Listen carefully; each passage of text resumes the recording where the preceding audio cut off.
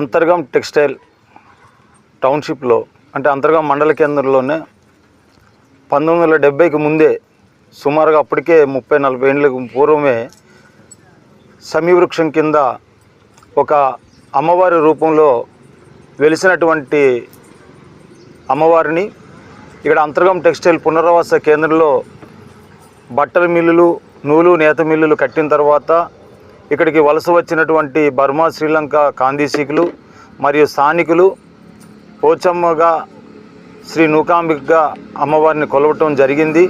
ఇది ఆ సమీవృక్షం కింద అంటే సమీవృక్షం దేవతా వృక్షం, ఆ మహిమాన్వితమైనటువంటి ఆ సమీవృక్షం కింద ఉన్నటువంటి అమ్మవారికి మేము శ్రీ నూకాంబికగా కొలవటం, స్థానికులు పోచమ్మగా కొలవటం 1970 నుంచి జరుగుతుంది.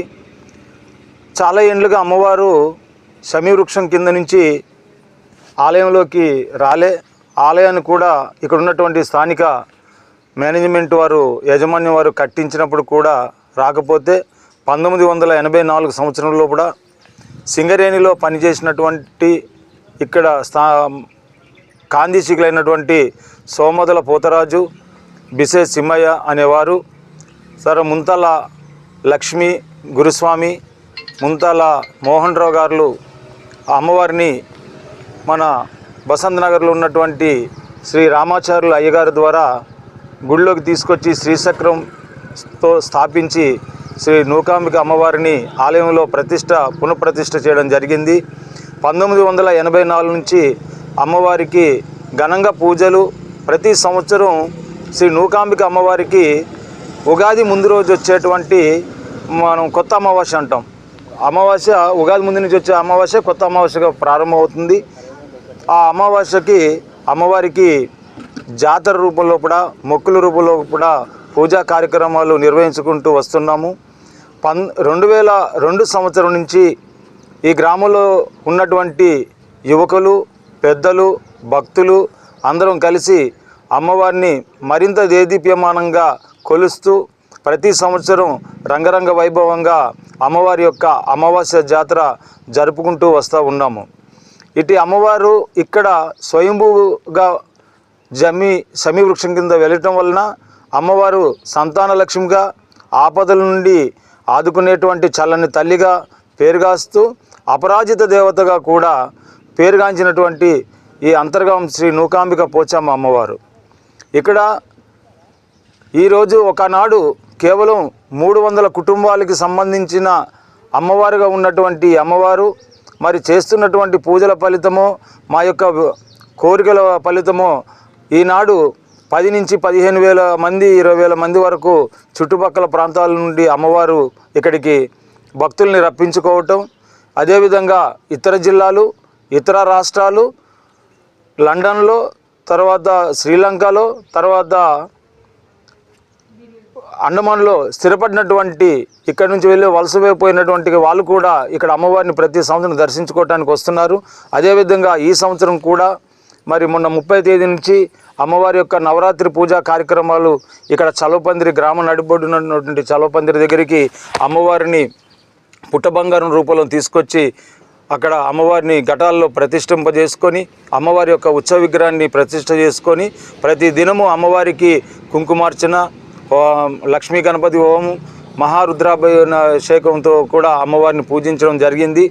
రేపటి రోజున అమావాస్య రోజున అమ్మవారికి ఘనంగా ఉదయాన్నే 5 గంటలకే అమ్మవారికి పాలాభిషేకం, పుష్పాభిషేకం చేస్తూ అమ్మవారికి పంచామృతాభిషేకాలు చేసిన తర్వాత అఖండ దీపప్రజ్వలన, నవగ్రహ మండపారాధన, గణపతి పూజా కార్యక్రమం అయిన తర్వాత మహాఘనంగా చండీ హోమం జరుగుతూ ఉంది.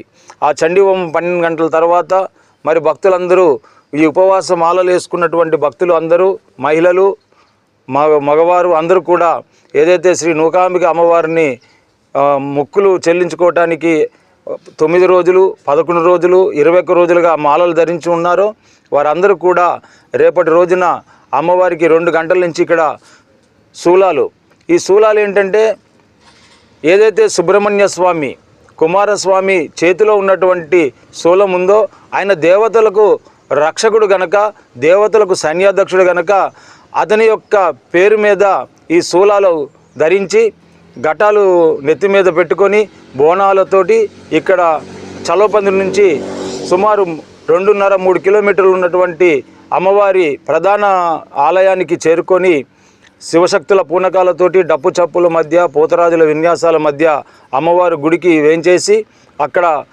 ఏర్పాటు చేసినటువంటి అగ్నిగుండం దగ్గర ఏదైతే అమ్మవారి ఉపవాస భక్తులు అగ్నిగుండం మొక్కుకున్నారో వాళ్ళందరూ కూడా నిష్ఠాగరిష్ఠులై హోమగుండం చేసిన తర్వాత వారందరూ కూడా ఆ యొక్క అగ్నిగుండంలో రేపు సాయంత్రం 6 గంటలకి అగ్నిగుండ ప్రవేశ మహోత్సవం జరుగుతూ ఉంది. ఈ విధంగా ఇక్కడున్న అమ్మవారు చాలా ప్రాశస్త్యమైనటువంటి అమ్మవారు. మనకి శాస్త్రాల్లో మహాభారతంలో సమీవృక్షం కోసం ప్రస్తావించబడ్డది. అలాగే రామాయణం కాలంలో రాముడిచే ఆయనకి అత్యంత ప్రియమైనటువంటి రామస్య ప్రియదర్శిని అనేటువంటి వాక్యం ద్వారా సమీ వృక్షం యొక్క విశిష్టత మనకు తెలుస్తుంది. అదేవిధంగా అర్జునస్య ధనుర్ధారి అంటే మహాభారతంలో వారు దశమి రోజు ఆ సమీ వృక్షం మీద పెట్టినటువంటి అస్త్రాలు తీసి కౌరవులపైన యుద్ధం చేసి ఆ గెలిచిన వల్ల విజయదశమి అయింది. అంతటి మహిమాన్వితమైనటువంటి ఈ అంతర్గం పోచమ్మ అంటే పూర్వం రైతులు పొలాలంటే వెళ్ళేటప్పుడు ఆ కట్టె పాము పుట్ట ఏది రాకుండా ఆ పొలాల్లో చీకట్లో 3 గంటలకు వెళ్ళేవారు కదా, వాళ్ళకి చేదోడుగా ఉండటానికి. మరి కుండ అమ్మవారికి బోనం తీసుకెళ్ళిన కుండ మళ్ళీ ఎందుకు ఇంటికి తెచ్చుతారంటే అట్టి కుండలు నీళ్ళేసుకొని తాగితే మనకి ఏ రోగాలు ఉండవు, ఆయుర ఆరోగ్యాలు ఉంటాయనేటువంటిది ఒక నిగూఢమైనటువంటి పరమార్థం దీంట్లో దాగి ఉందన్నమాట. అందుకే జాతరలు ఈ నిష్ఠగా ఈ 9 రోజులు ఆ విధంగా చేసి కొలుస్తుంటాం సార్. మీరు చెప్తే మరి ఒక ముస్లిం అమ్మాయి కూడా అక్కడ అడగండి, ఆ మాల వేసుకొని శూలాలు వేసుకునేటువంటి సందర్భం. ఇప్పుడు చిత్తూరు నుంచి వస్తున్నారు, హైదరాబాద్ నుంచి వస్తున్నారు, రేపు నెల్లూరు, చెన్నై నుంచి వస్తున్నారు, ఢిల్లీ నుంచి వస్తున్నారు. ఢిల్లీ నుంచి ఆల్రెడీ ఒక కుటుంబం ఆల్రెడీ వచ్చేసారు. రేపు సాయంత్రం మీరు ఇక్కడ 2-3 గంటలకు వచ్చేసారనుకో స్వామి. ఇక్కడ నుంచి మనకి ప్రధానంగా అక్కడ హోమం అయిపోయిన తర్వాత ఇక్కడ వస్తారు, వచ్చి శూలాలు వేసుకుంటారు. ఆయన దేవతలకు రక్షకుడు, సైన్యాధిపతి, దేవతలతో పూజింపబడ్డవాడు ఆయన అవతారం. ఆయన ఒకరోజు అడవిలో నడిచిపోతూ ఉన్నాడు. పోతూ ఉంటే హేరంబుడు అనే ఒక 2 రాక్షసులు ఈ సుబ్రహ్మణ్య స్వామి పైన ఇంత అందగాడు ఉన్నాడు, తెల్లగా ఉన్నాడు, నెమలి వాహనం మీద పోతున్నాడు అని చెప్పి నెమలి తినొచ్చు, ఈయన్ని కూడా ఆరగించవచ్చు అని చెప్పి రాక్షస వృత్తి కదా, వాళ్ళ ప్రవృత్తిని అంతమొందించడానికి ఆ దైవం ఆ రూపంలో అడవిలంట వెళ్తూ ఉంటే ఆయన పైన వీళ్ళు త్రిశూలాలతోటి పొడుస్తూ ఉంటారు. 2 హేరంబుడు అనే రాక్షసులు. ఇది స్కంద పురాణంలో ఉంది. పొడుస్తూ ఉంటే ఆయనకి ఎక్కడ పొడిచినా కూడా మొత్తం పాలే కారుతుంటాయి. అందుకే ఈనాడు కూడా చెన్నైలో, తమిళనాడులో ఉన్న అన్ని సుబ్రహ్మణ్య స్వామి, కుమారస్వామి టెంపుల్లో పాలకావిడని పట్టుకెళ్తూ ఉంటారు. ఆ శూలాలు ఇప్పుడు మేమెందుకు వేసుకుంటామంటే ఆ రోజు ఆ రాక్షస ప్రవృత్తిని మారడానికి ఆయన ఏం చేసింటే 3 రోజులు యుద్ధం చేస్తారు. చేసినాక అలసిపోతారు. అర్థం కాక చివరికి ఇదేదో మహిమ ఉందని చెప్పి ఆయన వాళ్ళిద్దరూ హేరంబుడు అని రాక్షసులు ఏమడుగుతారంటే, అయ్యా మీరెవరు, ఏమి చేసినా మీరు పాలే కారుతున్నాయి, రక్తం కారట్లేదు, మీరు మా నుంచి ఓడిపోతే మీకు అలసట లేదు, ఏమీ లేదు అంటే అప్పుడు తన జన్మ వృత్తాంతం చెప్పి, అరే పిచ్చిగోబులారా మీరు కూడా మనిషిగా మలవాల మానవత్వంతో ఉండాలి, మీ వృత్తిని అయ్యా మేమేం చేయాలి, నీ పైన ఇంతటి మహా పాపానికి ఒడిగట్టాం కదా, మాకు పరిహారం ఏంటంటే నా స్కంద షష్ఠి వచ్చినప్పుడు నా పేరు మీద మీరు ఒక 3 రోజులు మీ వృత్తిని ప్రవృత్తిని మానేసేయండి, మీ ఏదైతే రాక్షసత్వం ఉన్నదో మానేయాలి. 3వ రోజు నాడు ఏదైతే నా పైన శూలాలు పొడిచారో ఆ శూలాన్ని మీరు నాలుగుకో వేసుకోండి. ఆ రోజు అది వేసుకున్న తర్వాత ఏమి తింటానికి అవ్వదు కదా, ఆ తర్వాత తీసేయాలి. దానికి పరిహారంగా అంటే మనలో ఉన్నటువంటి ఒక ప్రవృత్తి ఏదైతే ఉందో రాక్షసత్వంగా కామక్రోధ మదమాచర్యాలు ఉన్నాయో అవి తీసేయాలి భగవంతుడిని. ఆనాడు ఆ భగవంతుడు ఆ హేరంబుడు అనే వారికి అలాంటి శిక్ష ద్వారా అలాంటి పరిహారం, పాప పరిహారం చూపించాడు అని చెప్పి మనం కూడా ఆ శూలాలు వేసుకున్నప్పుడు కుమారస్వామికి ఉన్నటువంటి మరో పేరు వేలాయుధం.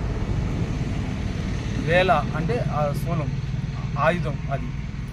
అందుకే ఇక్కడ శూలాలు పొడిచినప్పుడు వేలు అంటారు. ఈ యొక్క చప్పుడు మీకు వినేటప్పటికి వీళ్ళు ఏంటి ఇలా పిచ్చిగా వేలు అంటున్నారు, వేలు అంటున్నారు అంటే వేలు అనే శబ్దం కుమారస్వామికి సంబంధించినటువంటిది. అది చాలా శ్రావ్యంగా ఉంటుంది, పాట రూపంలో ఉంటుంది.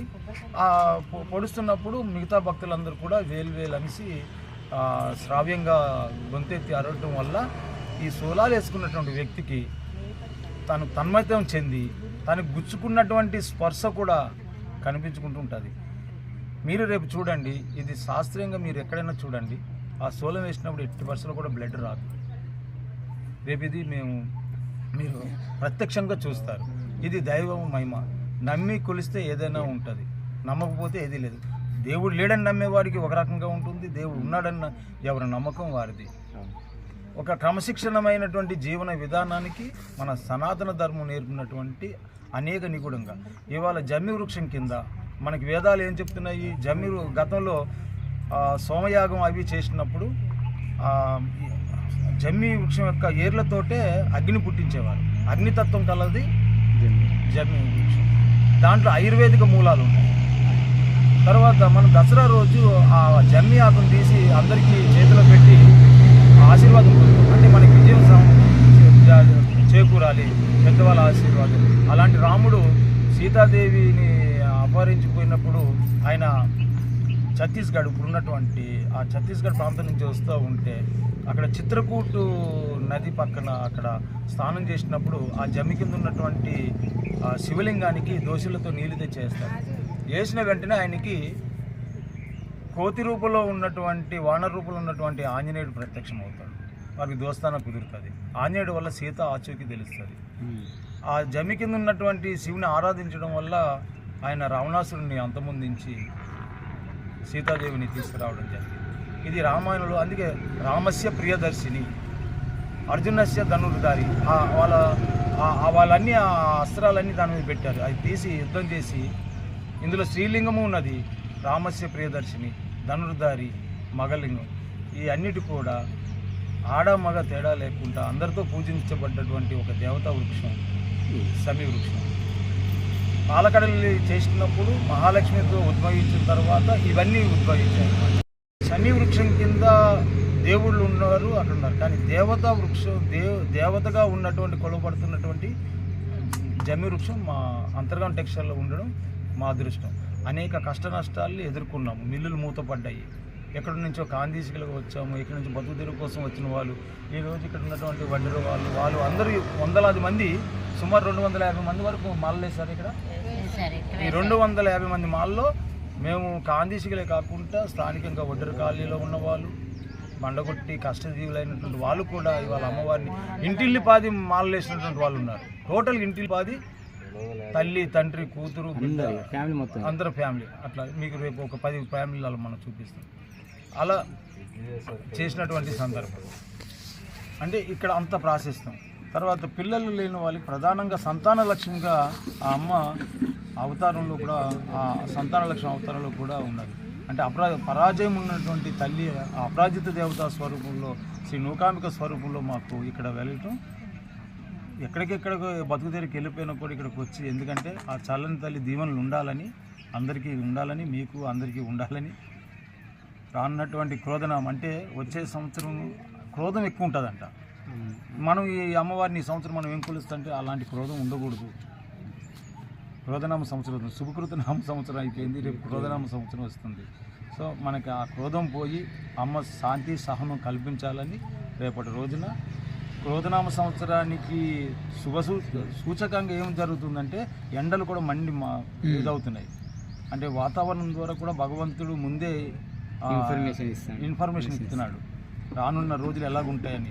దీన్ని తట్టుకోవడానికి ఆ యొక్క తల్లిని మనం వేడుకుంటూ ఇచ్చేయాలి. పసుపు నీళ్ళతోటి 30 తేదీ నుంచి కూడా రకరకాలుగా